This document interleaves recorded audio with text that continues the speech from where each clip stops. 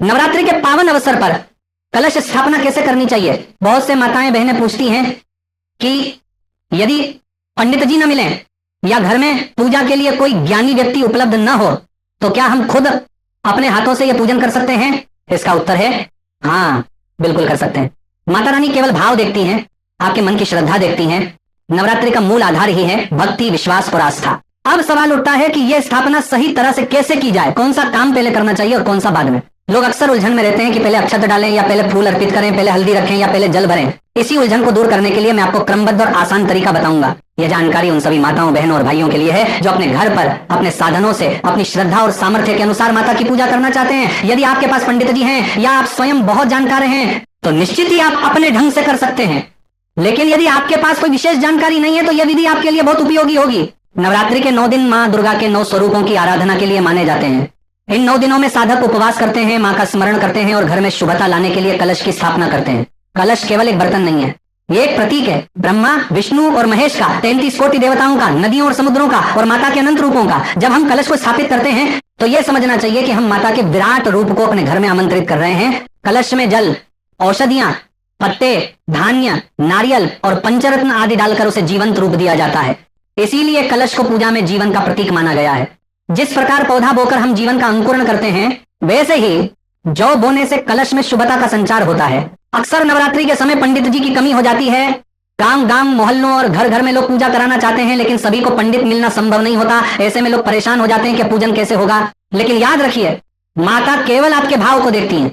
यदि सच्चे मन से श्रद्धा और स्वच्छता के साथ पूजा की जाए तो माता अवश्य प्रसन्न होती हैं। इसलिए यदि पंडित जी उपलब्ध न हो तो आप स्वयं कलश स्थापना करें। अपने घर के मंदिर में, चौकी पर या किसी साफ सुथरे स्थान पर यह कार्य पूरी श्रद्धा से करें।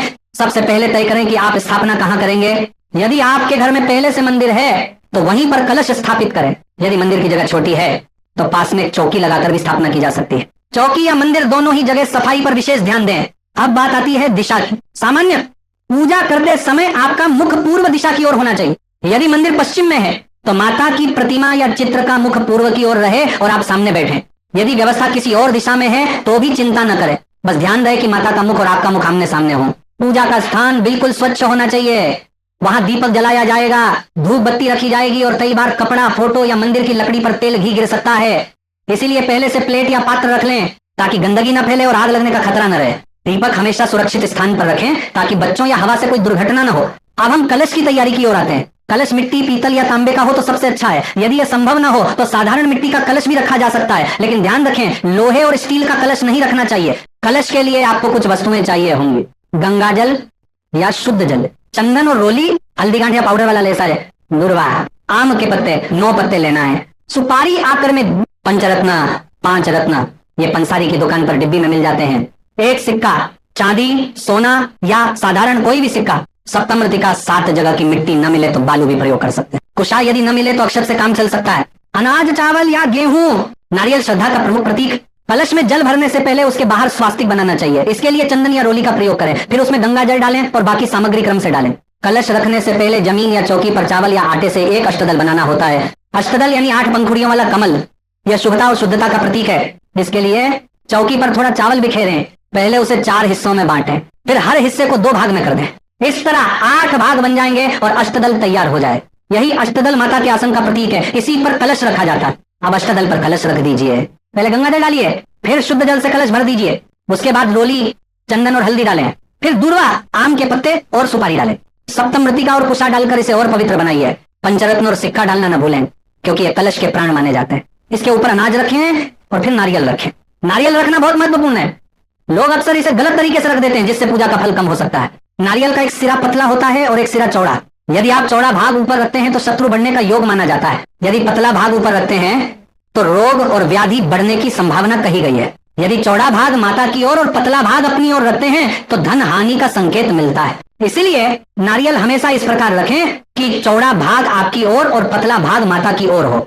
इससे आपकी मनोकामनाएं शीघ्र पूर्ण होती हैं और पूजा सफल होती है। कलश के साथ दीपक भी आवश्यक है। दीपक को हमेशा कलश के दाहिनी ओर रखें। दीपक के नीचे प्लेट या पात्र अवश्य रखें ताकि घी या तेल गिरने पर गंदगी न हो।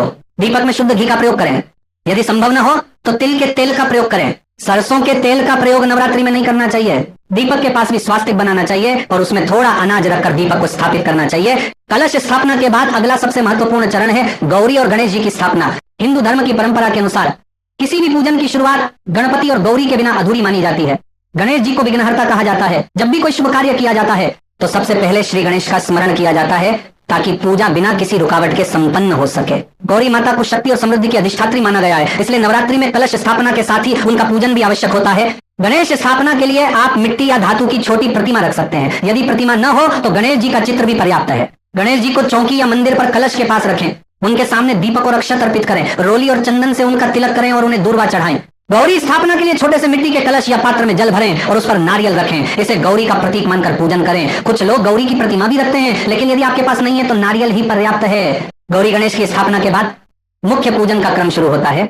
सबसे पहले हाथों में जल लेकर संकल्प करें। संकल्प का अर्थ है माता से अपनी प्रार्थना प्रकट करना और यह बताना कि आप किस उद्देश्य से पूजन कर रहे हैं। संकल्प इस प्रकार लिया जा सकता है, हे माँ दुर्गा, मैं अमुक नाम अमुक गोत्र वाला आपके चरणों में बैठकर नवरात्रि के व्रत और पूजन का संकल्प करता हूँ। कृपा करके मेरी मनोकामनाएं पूर्ण करें और मुझे शक्ति व समृद्धि प्रदान करें। पूजन में प्रयोग होने वाली सामग्री को क्रम से अर्पित करना चाहिए। एक, सबसे पहले अक्षत चावल अर्पित करें। अक्षत को कभी अकेला न चढ़ाएं, पहले थोड़े से फूल रखें फिर उस पर अक्षत चढ़ाएं। 2, उसके बाद फूल अर्पित करें। फूल ताजे और सुगंधित होने चाहिए, मुरझाए फूल न चढ़ाएं।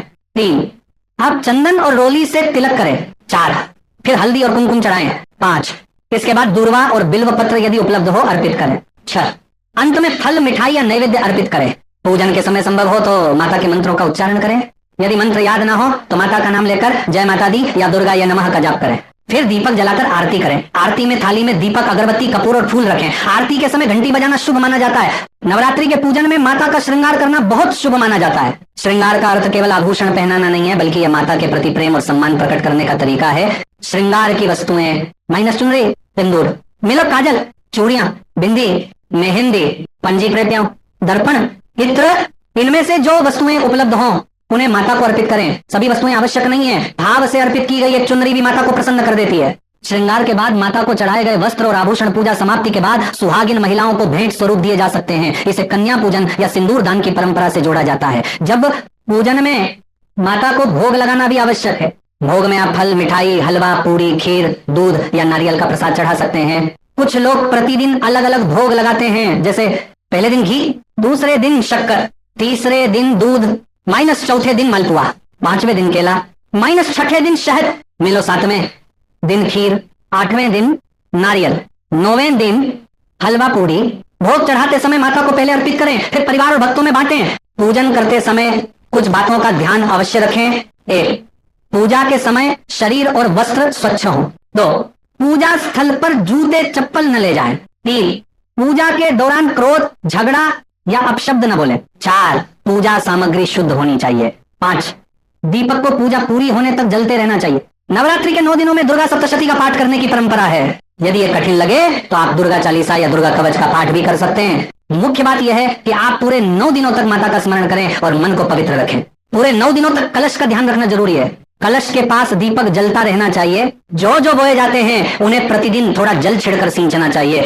नवरात्रि के अंत में जब ये जौ अंकुरित हो जाते हैं तो यह शुभ माना जाता है। इन अंकुरों को परिवार के सभी सदस्य अपने सिर पर रखकर आशीर्वाद लेते हैं। आप अंतरी कलश स्थापना के समय एक महत्वपूर्ण परंपरा है सप्तमृतिका और जौ बोना। सप्तमृतिका का अर्थ है 7 स्थानों की मिट्टी। पारंपरिक रूप से यह मिट्टी ली जाती है 1, गौशाला से, 2, मंदिर से, 3, नदियों के तट से, 4, कुएं के पास से, 5, तालाब या जलाशय से, 6, किसी बगीचे या उपवन से, 7, अपने घर की आंगन से।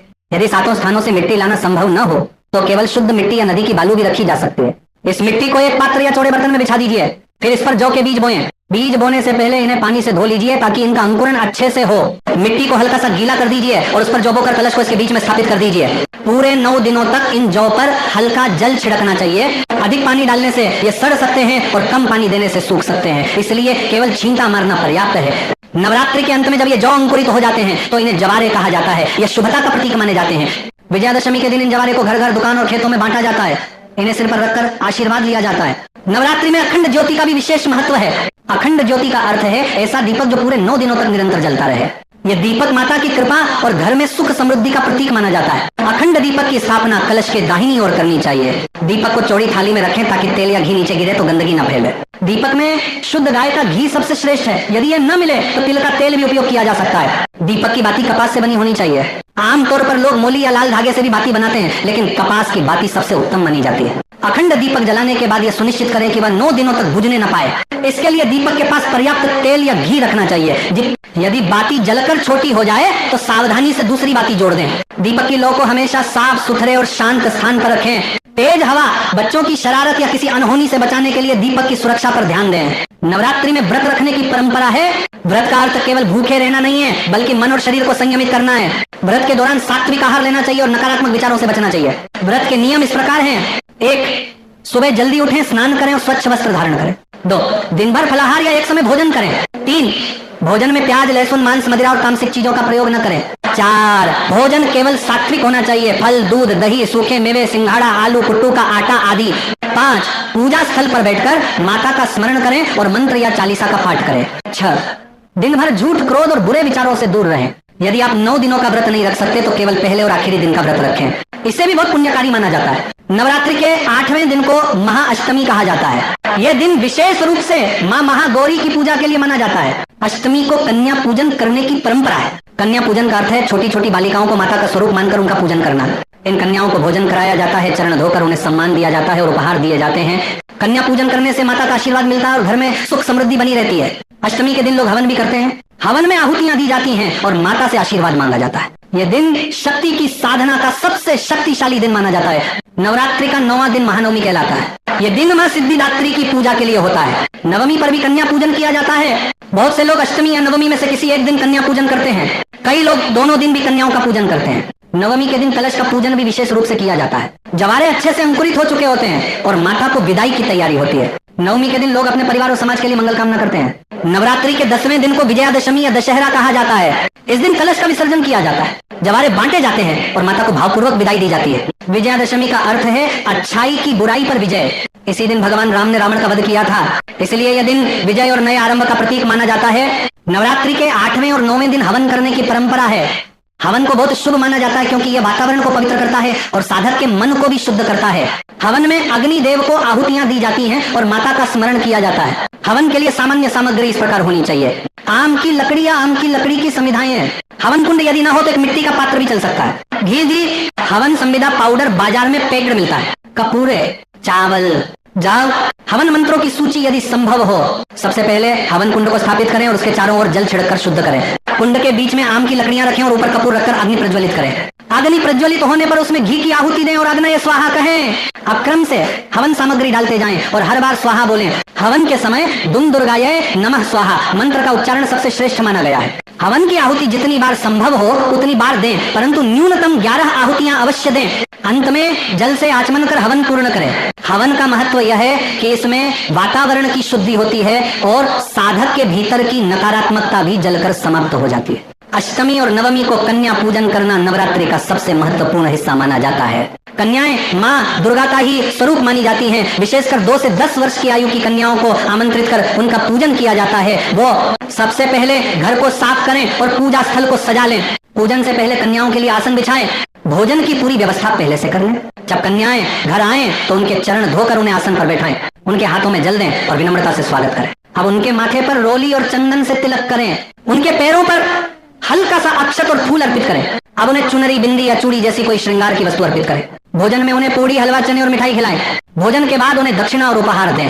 अंत में उनके चरण स्पर्श कर आशीर्वाद लें। कन्या पूजन करते समय यह मानना चाहिए कि स्वयं माता हमारे घर आई हैं, इसलिए पूरे आदर और प्रेम से अनुष्ठान करना चाहिए। नवरात्रि के 9 दिन पूरे होने के बाद दशमी के दिन कलश विसर्जन किया जाता है। यह माता को विदाई देने की परंपरा है। सबसे पहले कलश के सामने दीपक और धूप जलाएं और माता से क्षमा प्रार्थना करें। कहें, हे माँ, यदि पूजा में कोई त्रुटि रह गई हो तो मुझे क्षमा करें और सदैव अपनी कृपा बनाए रखें। कलश के ऊपर रखा नारियल निकालकर अलग रखें, इसे बाद में प्रसाद स्वरूप उपयोग करें।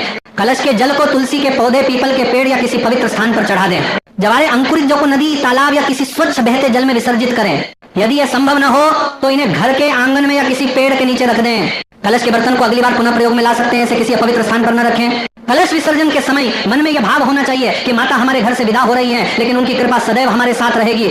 नवरात्रि का पर्व केवल नियमों और परंपराओं का पालन भर नहीं है, बल्कि यह हमारे जीवन को अनुशासित और पवित्र बनाने का साधन है। पूरे 9 दिन माता की आराधना करके हम अपनी इच्छाओं को माता के चरणों में अर्पित करते हैं। पूजा में दिखावा न करें, सरल और सहज ढंग से करें। माता भाव की भूखी है, साधन चाहे कम हो लेकिन भावना सच्ची होनी चाहिए। व्रत के दौरान संयमित जीवन जिए, पूजा का स्थान स्वच्छ और शांत रखें।